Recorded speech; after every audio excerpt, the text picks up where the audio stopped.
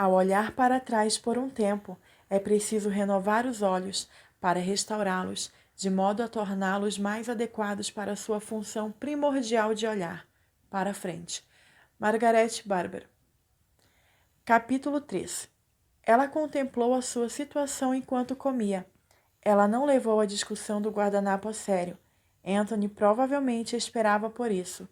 Ela não se preparou para se mudar de seu apartamento em Atlanta, ou nem mesmo considerou a possibilidade. Sua lembrança de um documento legalmente respaldado deles foi uma completa surpresa. A intuição de Claire lhe disse que não era legal, mas que recurso ela tinha para lutar presa nesse quarto? Ela procurou de cima a baixo por um telefone, computador ou qualquer forma de pedir ajuda. Nada. Ela realmente achou que iria sair desse pesadelo torcido. No entanto, não era um pesadelo, a alucinação ou qualquer outra coisa. Era a sua realidade, e sua mente procurou uma maneira de sobreviver e escapar. Claire adorou o mingau de aveia quente, frutas, bacon, café perfeitamente feito e suco, e devorou cada grama, mesmo vendo que havia 2 vezes mais café na garrafa. Ontem ela quase não comeu. Ela estava agradecida que morrer de fome não fazia parte do plano dele. De pé para ir ao chuveiro, ela se moveu com cuidado, experimentando as mesmas dores do dia anterior, exceto que se intensificou. Claire não tinha certeza se ela queria se ver nos espelhos, enquanto ela cautelosamente entrou no generoso banheiro e lentamente se aproximou da penteadeira. O reflexo que a olhava de volta era assustador. Seu cabelo estava bagunçado, uma confusão, e seu rosto ostentava vários tons de vermelho e azul. A pior imagem tinha que ser seus lábios, parecendo como se tivessem recebido injeções de botox. Dessa vez, não houve lágrimas. Em vez disso, ela olhou e considerou. Vovó Nichols disse a ela mais de uma vez que ela era uma jovem mulher excepcionalmente forte. Na mente de Claire, a avó sempre foi forte. O trabalho do vovô na aplicação da lei o levou para longe de casa, e vovó nunca reclamou. Em vez disso, foi o coração da família, sempre lá para todos e muitas vezes dando conselhos como: não são as circunstâncias que fazem da pessoa um sucesso, é como a pessoa responde a essas circunstâncias.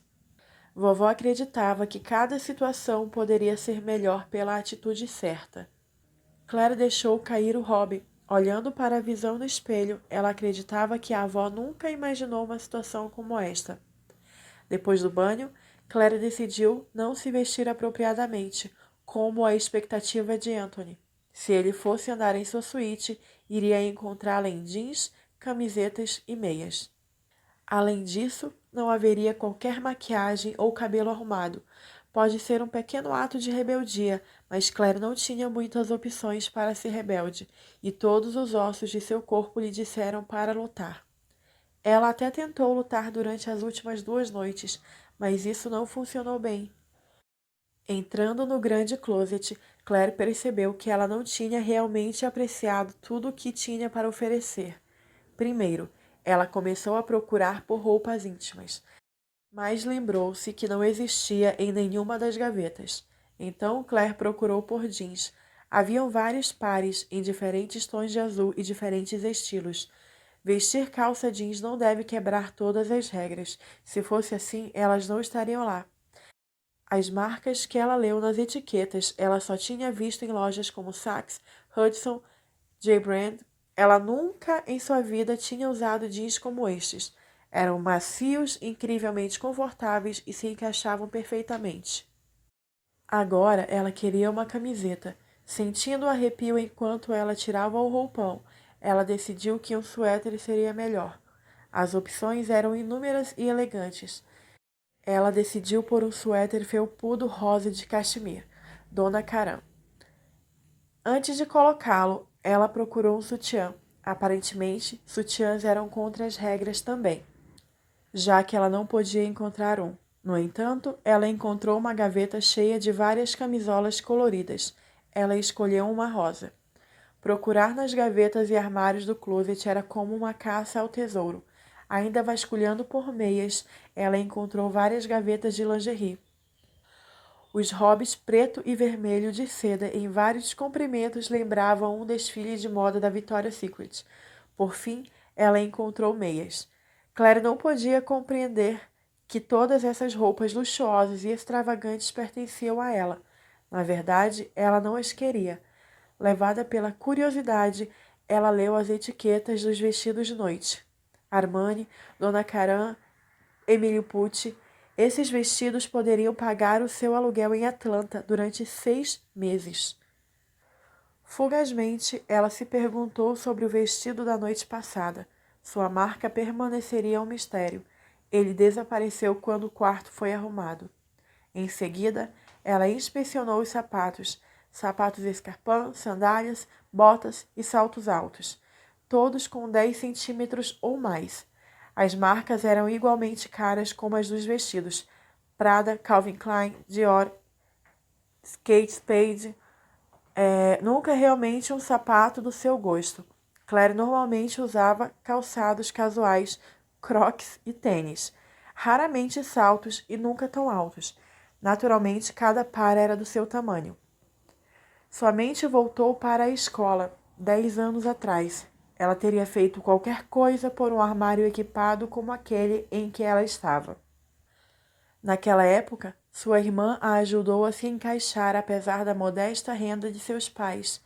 Emily a levou a diversas lojas de liquidação e compras de fim de estoque. Funcionou.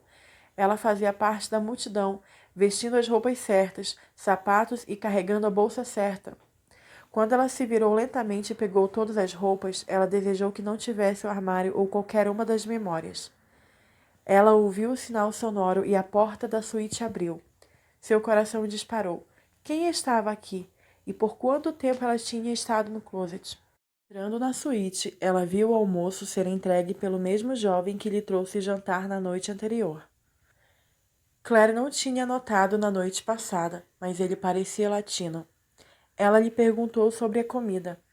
Ele sorriu e lhe disse: Eu trago almoço, senhorita Claire. Ela perguntou sobre Catherine, se ela estaria chegando. Ele respondeu: Eu trago almoço, senhorita Claire. Parecia sem sentido fazer outras perguntas. Claire então sorriu e o agradeceu pelo almoço. Cada resposta e sorriso que o jovem ofereceu foram desacompanhados de contato com os olhos. Claire pensou sobre o seu trabalho, trazendo-lhe comida. Obviamente, com a falta de maquiagem, ele podia ver suas contusões. Inferno! Ele abriu uma porta trancada para trazer comida. O que ele achava dela, da situação?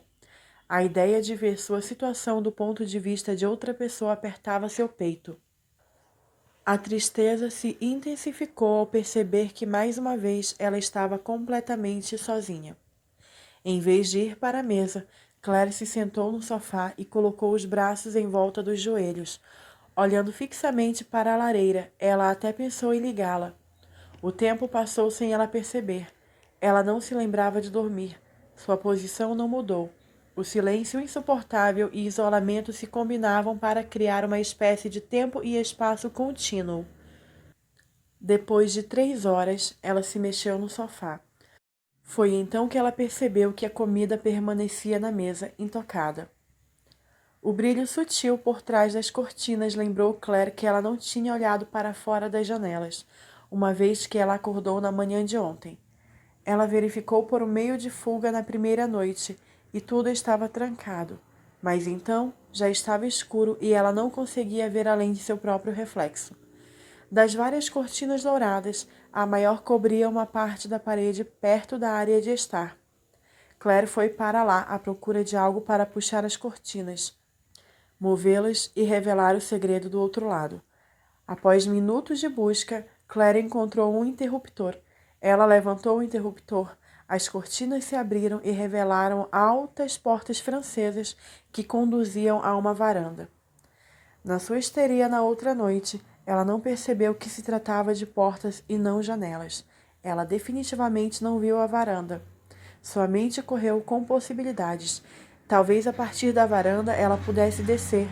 Infelizmente não. As portas francesas foram fechadas e trancadas. A chave estava longe de ser encontrada, e Claire tinha uma boa ideia de quem estava com ela. A visão além das portas revelou um massivo campo desabitado, por quilômetros apenas árvores, milhares e milhares de árvores, em um terreno muito plano. Uma vez que ela parou de ver a magnitude do terreno despovoado, ela percebeu que as árvores não eram verdes e a terra não era vermelha. Quando ela e Anthony fizeram seu acordo contratual, eles estavam em um bar, o Red Wing, em Atlanta. O que ela viu através das portas trancadas da varanda não se parecia com a Geórgia. Ela ansiava por sua casa em Atlanta. Mesmo que ela não fosse de lá, sua carreira a tinha levado para a WKPZ, uma afiliada local de Atlanta. Essa jornada começou com a especialização em meteorologia na Universidade de Valparaíso, em Indiana. Sendo nascida e criada em Fishers, era esperado estudar em Indiana. Seus sonhos quase terminaram quando ambos seus pais morreram tragicamente durante seu primeiro ano. Milagrosamente, ela recebeu uma bolsa de estudos. Isto, com seus empréstimos estudantis e o seu trabalho como bartender, lhe permitiu continuar com os estudos. Após a formatura, seu caminho a levou a um estágio não remunerado de um ano em Nova York. Sendo uma meteorologista, ela deveria ter percebido o quanto odiaria o tempo em Albany. No entanto, foi poder viver com sua irmã e cunhado que fizeram a oferta fácil de aceitar. Recentemente casados, Emily e John estavam muito dispostos a ajudar Claire de qualquer maneira que pudesse. Emily dava aulas em uma escola e John começou a trabalhar em uma estimada empresa de advocacia em Albany. Desde que os dois eram namorados na escola, Claire sabia que John iria fazer uma grande parte de sua vida. Viver com eles foi fácil. Em retrospecto, talvez não para os recém-casados, mas para Claire, eles eram sua única família. Quando a oferta da WKPZ veio no final de seu estágio, Claire voluntariamente seguiu o caminho para Atlanta. Ela imaginou que precisava de um tempo sozinha. Além disso, o clima estava melhor em Atlanta e o trabalho era tudo o que ela rezou para ter. À medida que os anos passaram, ela aprendeu mais e mais sobre o negócio, ganhou respeito, notoriedade e renda crescente. O gerente da estação disse a ela mais de uma vez que sua vontade em aprender e trabalho fizeram dela uma estrela em ascensão. O caminho atingiu um obstáculo em abril de 2009, quando a WKPZ foi comprada por uma grande rede corporativa.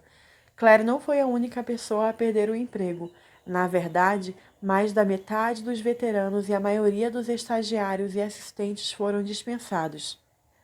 Até então, ela tinha empréstimos estudantis, um apartamento financiado, carro e um cartão de crédito. Honestamente, o cartão de crédito e o trabalho como bartender mantiveram a comida na mesa enquanto ela procurava um novo emprego. Ela pensou em deixar Atlanta, mas ela gostava da cidade, do clima e das pessoas. Em Atlanta, ela poderia depender do céu azul anil e da terra vermelha enferrujada. A vista de sua janela era preta e branca, como uma fotografia antiga. O chão, árvores e grama eram incolores. O céu coberto de nuvens pairava baixo e sem fim. A palavra que veio à cabeça foi frio. Ela poderia estar em Indiana, Michigan ou em qualquer lugar do centro-oeste. Pareciam todos iguais. Ela odiava o inverno, a escuridão e a ausência de cor. Agora ela estava olhando para isso através das janelas de sua prisão. Claire se perguntou se ela deveria ter aberto as cortinas. Sua descoberta fez sua situação mais horrenda. Se ela não estava em Atlanta, onde ela estava? E como ela chegou aqui? Ela olhou para o interruptor estúpido e considerou fechar o mundo exterior sombrio. Isto não estava ajudando a sua situação. Claire decidiu que o interruptor não iria ajudar em sua situação ou o empregado que não falava inglês, as roupas caras ou o ambiente de luxo. Ela estava sendo mantida prisioneira por um homem louco que de alguma forma acreditava que ela agora era sua propriedade. Sua localização, o ambiente luxuoso, as roupas extravagantes, nada disso importava. Ela poderia estar em uma cela de blocos de concreto. Ela ainda seria uma prisioneira e estas coisas estúpidas não a ajudariam. Enquanto as horas dos dias se passaram, Claire não tinha nada para fazer além de pensar. Ela pensou principalmente em fugir, fantasiando sobre atravessar o grande cenário arborizado fora de sua janela. Em sua fantasia, a salvação vinha através das árvores, mas ela não podia sair da suíte, muito menos ir para as árvores. Depois de alguns dias, em um momento de desespero, Claire pegou uma das cadeiras da mesa e tentou quebrar os vidros das portas francesas. A maldita cadeira ricocheteou no vidro. Ela procurou na suíte por algo pesado. A coisa mais próxima a isso era um livro grosso. Mesmo ataques repetidos não surtiram nenhum efeito sobre as janelas. As horas e os dias que ela passou sozinha a fizeram ansiar pela confusão e a agitação do Red Wing. Ela se perguntou sobre os frequentadores e seus colegas de trabalho. Não teve ninguém relatando seu desaparecimento? Esses pensamentos geralmente resultavam em lágrimas e dor de cabeça. Em uma tentativa de autopreservação e sanidade, ela começou a pensar sobre o passado. Havia algo no passado que a levou a isso? Gostando de ciências e do tempo, meteorologia parecia uma escolha natural. Ela amava o desconhecido. Quando era adolescente, ela experimentou seu primeiro tornado. O poder e a imprevisibilidade da tempestade a fascinavam. Era hilariante assistir frentes frias e quentes se colidirem. Gostava de saber mais sobre isso e os porquês. Os computadores podiam ajudar a prever o tempo, mas é uma parte tão pequena. Porque algumas frentes frias paravam e criavam inundações quando dias antes foram previstos apenas 1 polegada de chuva. Como pode um dia quente e ensolarado de repente virar tempestade? Ela queria entender melhor para controlar os resultados, de alguma forma, tentar minimizar as suas forças destrutivas, mas agora uma licenciatura em meteorologia era inútil. Perto do fim de março. Ele tinha estado no apartamento em várias ocasiões. Felizmente, esta seria a sua última visita. Olhando para o relógio, ele sabia que o caminhão de mudanças estaria lá em 30 minutos. Ele caminhou lentamente ao redor dos quartos pequenos. No quarto dela, ele avaliou o que restou de seus pertences. Todo o resto, as roupas e utensílios domésticos, haviam sido colocados em caixas etiquetadas para doação.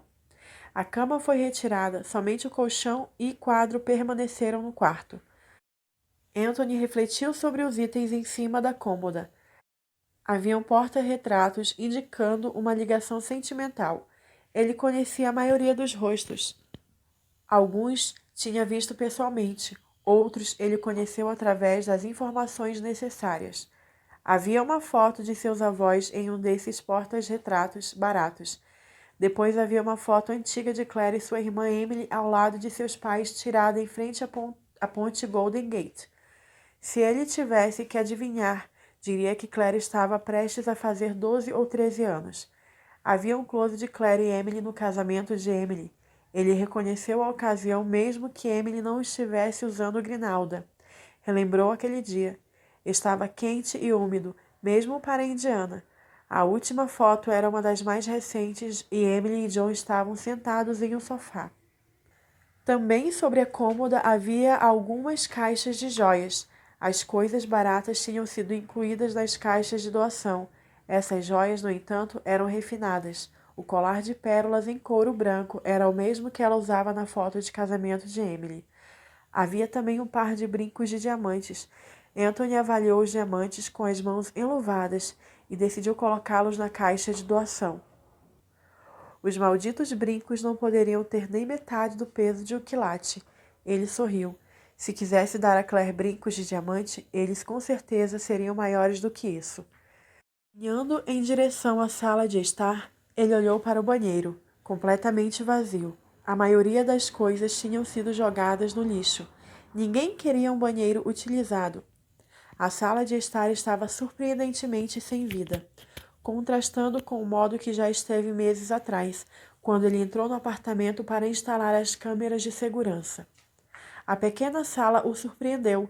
Ela tinha armários grandes e, no entanto, era aconchegante, se isso era possível.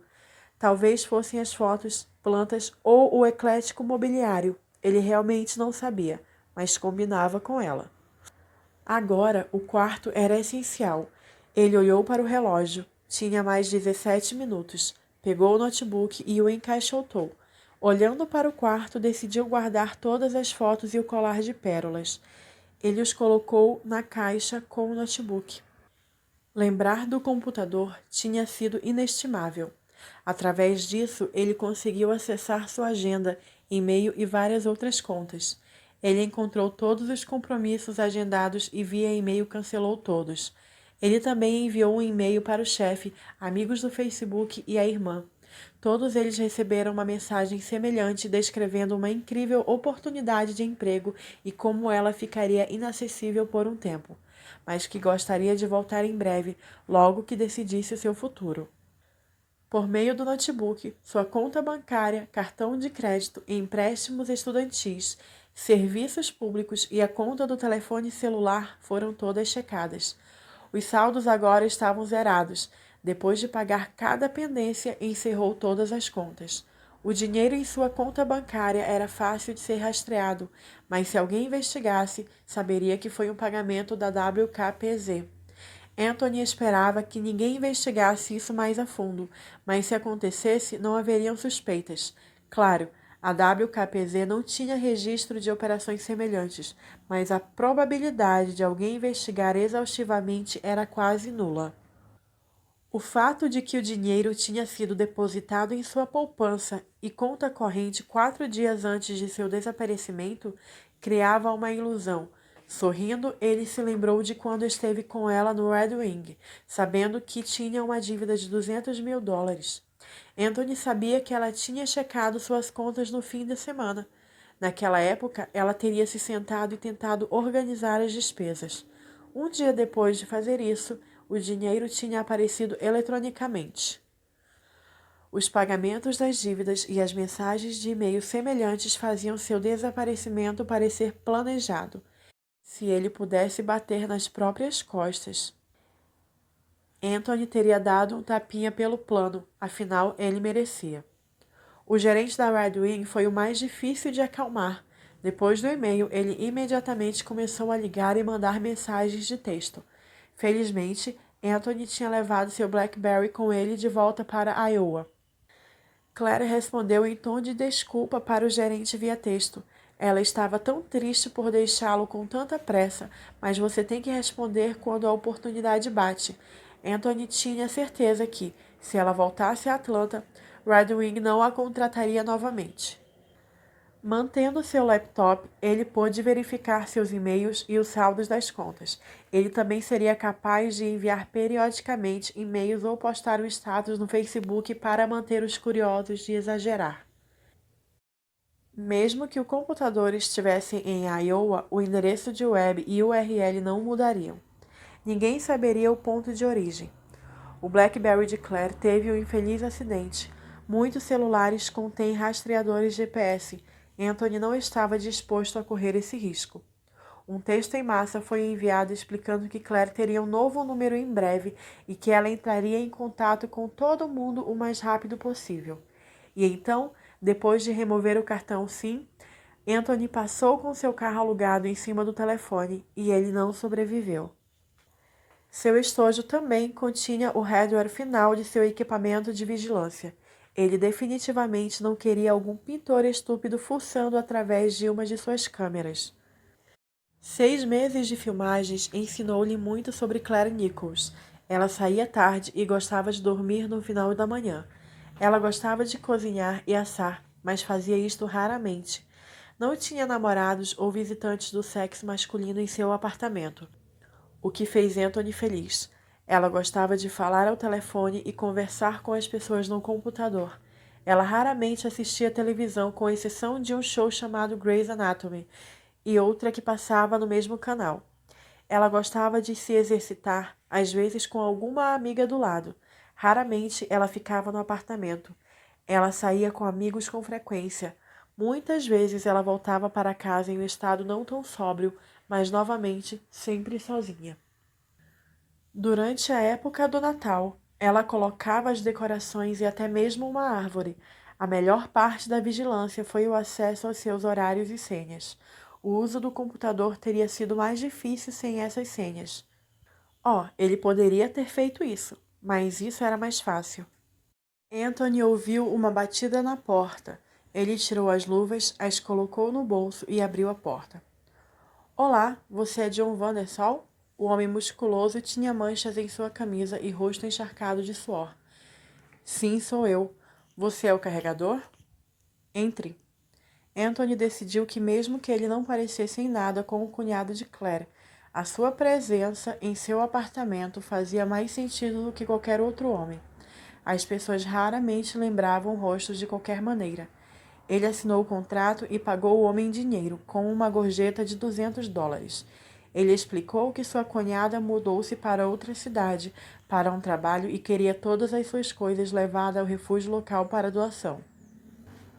O carregador não estava interessado na história e Anthony não empurrou. Ele deu informações suficientes para fazer a transição plausível e não muito para fazê-la soar artificial. Pena que Claire não teria que apresentar impostos. Ela poderia receber o inferno de uma dedução de suas doações.